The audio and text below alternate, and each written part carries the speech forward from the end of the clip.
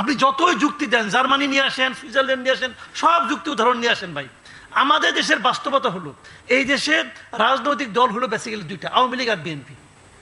শেখ হাসিনা খারাপ ছিল, আপনি আমাকে বলেন আওয়ামী লীগের খারাপ দল, আপনি নির্বাহী আদেশে তাকে নিষিদ্ধ করছেন, নির্বাহী আদেশের আদেশ আপনি দিতেই পারেন, নির্বাহী আদেশটা কে সই করছে?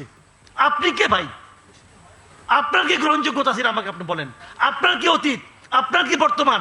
ওই যে আপনার আমল নামা নিয়ে তো এক সচিব, সাবেক সচিব তো বসে আছে, সে তো বলতেছে 8টার নাম আছে, ওই 8টার মধ্যে তো আপনিও আছেন।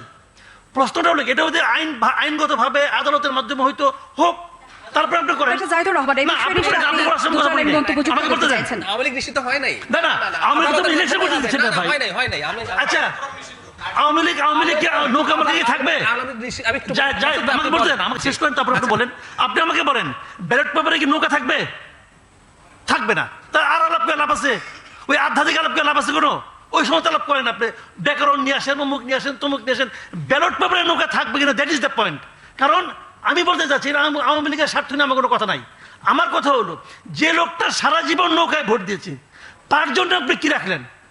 বৈঠাও রাখবেন না, জাহাজও রাখবেন না, তো সে কি করবে? তার অধিকার তো আপনি ক্ষুণ্ণ করলেন।